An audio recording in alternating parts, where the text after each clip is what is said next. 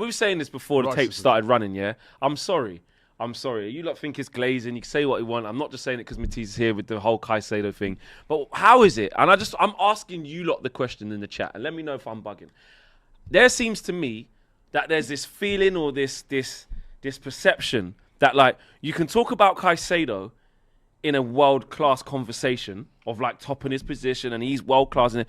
But it feels like people don't like to have that conversation about Rice. When, for me, he does everything. In terms of his position in the world, there's not many players better than him. And certainly in the Premier League. So what do you want to say? Well, he's world-class. Yeah. He's world-class. If Caicedo is world-class, but then there seems to be this... calling him world-class, yeah. And obviously, you know my feelings about him versus Caicedo. He's been consistent. I still say he's got more in his lot. I still go Declan Rice. That's a how you like your football played thing. That's a slight preference. But I think they're both absolutely top. But there seems to be some reluctance when talking about Declan Rice in a world-class manner or fashion versus someone like Caicedo. That's what I felt as a neutral. I don't think it has anything to do with Caicedo, but I do think... They don't want to put him in world-class brackets. I do think at England and club level, in the final stages up against the very world's best midfielders, people just want to make sure that Declan Rice is 100% going to run the game. And I'm not saying he's never done it, because he Champions has. League, like Caicedo's played for Colombia. Is he Colombian? But with Rodri, it's been shown, hasn't it? Rodri. Yeah, no, that's unequivocal. But that is world class, isn't it? In that position. Yeah, but then that's like... So some people will say, no, guarantee he's definitely going to get it done, and he has done it enough. He's world class. And some people say, he's right there, but I just want to get a little bit more data, just a smidge more in those massive when he played games. against PSG, the only thing he didn't look out of place.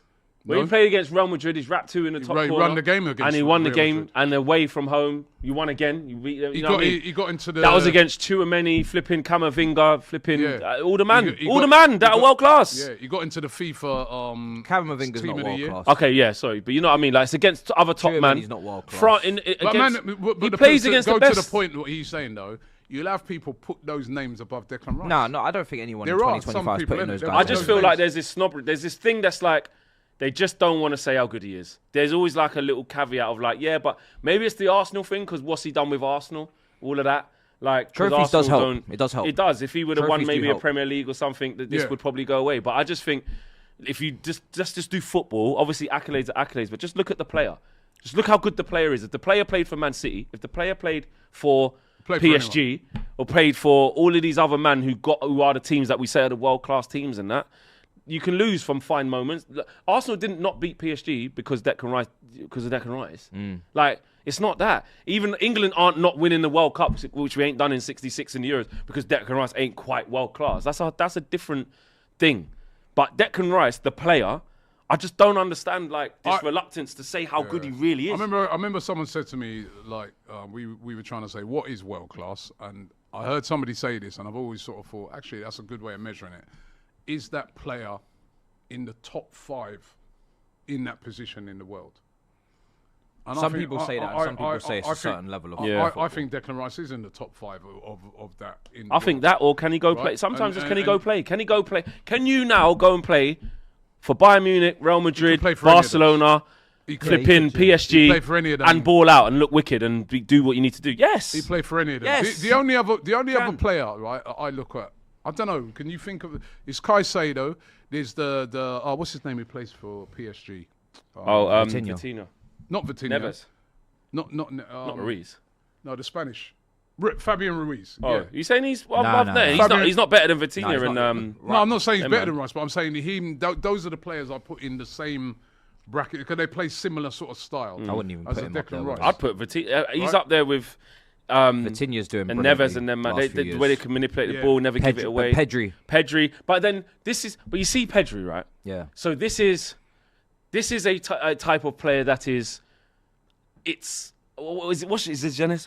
All of that. Yeah? You know all the posh words, bro, of like, this is a blank canvas and he's going to do a painting. Yeah. And this piece of art is going to sell and live in the memory and be in a museum.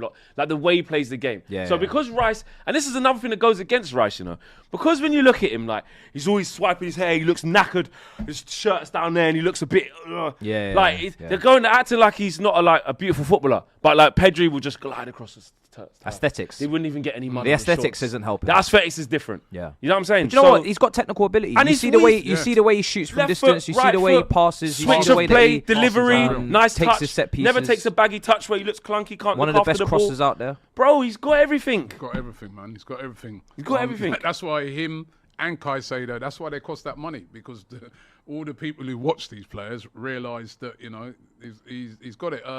King Von says Camavinga is world class. 2 times Champions League winner is a big part. But this is the hardest bit though, because can Camavinga leave there and go and dominate on his ones like a game like Declan Rice? Camavinga's good, but I wouldn't put he's him a in. top player. This He's a top player. He's got like 4 lungs in him. He's a mini Kante. This is where people will use the trophies wrong. Exactly. Because how many people have collected how many Champions Leagues for Real Madrid? Exactly. What's my man up front? The kid up front for Real Madrid. Gonzalo Garcia. Do you know what I mean? Do you know what I mean? What does that mean? Yeah, the 2-time Champions League thing doesn't wash with me. I don't really. All right, let me get into this one. Before